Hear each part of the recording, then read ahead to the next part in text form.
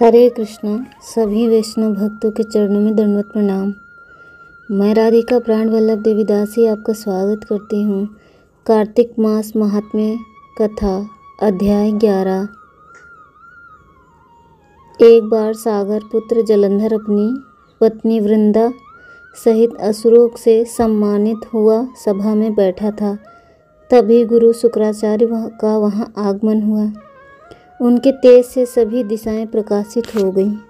गुरु शुक्राचार्य को आता देख सागर पुत्र जलंधर ने असुरों सहित उठकर बड़े आदर से उन्हें प्रणाम किया। गुरु शुक्राचार्य ने उन्हें सबको आशीर्वाद दिया। फिर जलंधर ने उन्हें एक दिव्य आसन पर बैठाकर स्वयं भी आसन ग्रहण किया। फिर सागर पुत्र जलंधर ने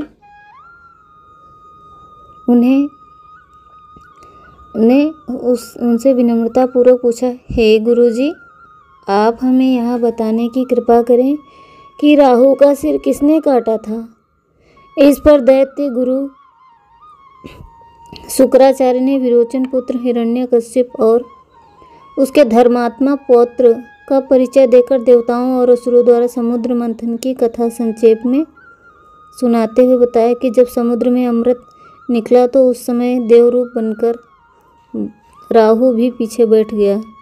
इस पर इंद्र के पक्षपाती भगवान विष्णु ने राहु का सिर काट डाला। अपने गुरु के मुख से इस प्रकार के वचन सुनकर जलंधर को क्रोध की सीमा ना रही। उनके नेत्र लाल हो गए। फिर उसने अपने धसमर नामक दूत को बुलाया और उसे शुक्राचार्य द्वारा सुनाया गया वृत्तांत सुनाया। तत्पश्चात उसने धसमर को आज्ञा दी कि तुम शीघ्र ही इंद्रपुरी में जाकर इंद्र को मेरी शरण में लाओ। धसमर जलंधर का बहुत आज्ञाकारी एवं निपुण दूत था।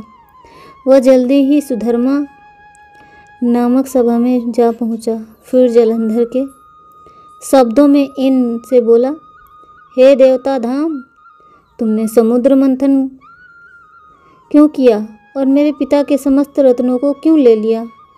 ऐसा कहकर तुमने अच्छा नहीं किया।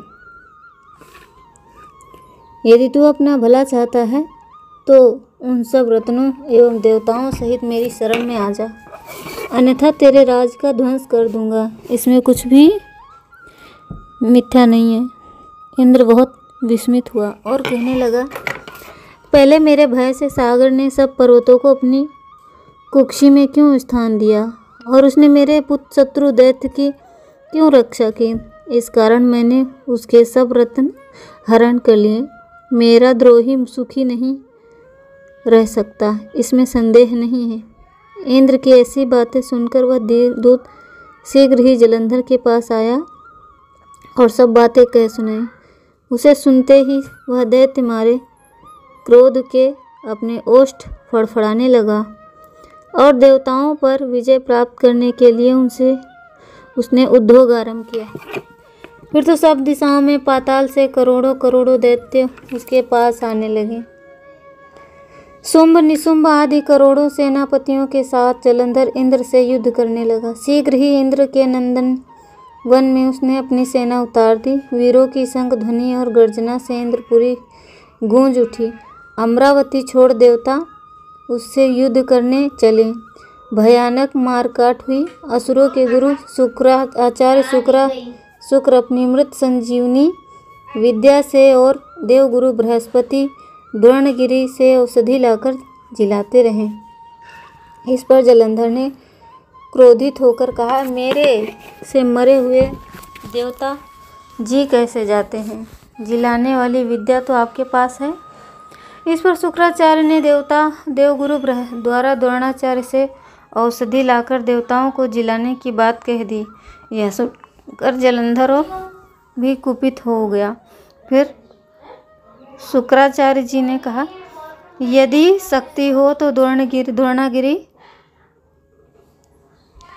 को उखाड़ कर समुद्र में फेंक दो, तब मेरा कथन की सत्यता प्रमाणित हो जाएगी। इस पर जलंधर कुपित होकर जल्द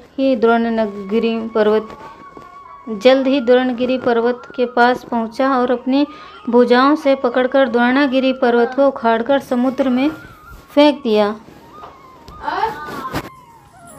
उखाड़ फेंका। शुक्राचार्य जी ने कहा यदि शक्ति हो तो द्रोणगिरि को उखाड़ के फेंक दो। तो द्रोणगिरि पर्वत को उखाड़कर समुद्र में फेंक दिया। यह तो भगवान शंकर का तेज था, इसमें जलंधर की कोई विचित्रता नहीं थी। तत्पश्चात यह सागर पुत्र युद्ध भूमि में आकर बड़े तीव्र गति से देवताओं का संहार करने लगा। जब द्रोणाचार्य जी औषधि लेने गए तो द्रोणाचल को उखड़ा हुआ शून्य पाया। यह भयभीत हो देवताओं के पास आए और कहा कि युद्ध बंद कर दो। जलंधर को अब नहीं जीत सकोगे। पहले इंद्र ने शिव जी का अपमान किया था। यह सुनकर देवता युद्ध में जय की आशा त्याग कर इधर उधर भाग गए। सिंधुसुत निर्भय हो अमरावती में घुस गया।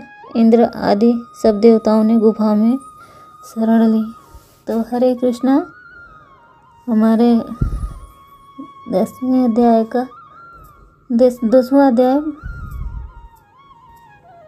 11वां अध्याय पूर्ण हुआ। तो मिलते हैं हम आपसे अगले अध्याय में। तब तक के लिए हरे कृष्णा।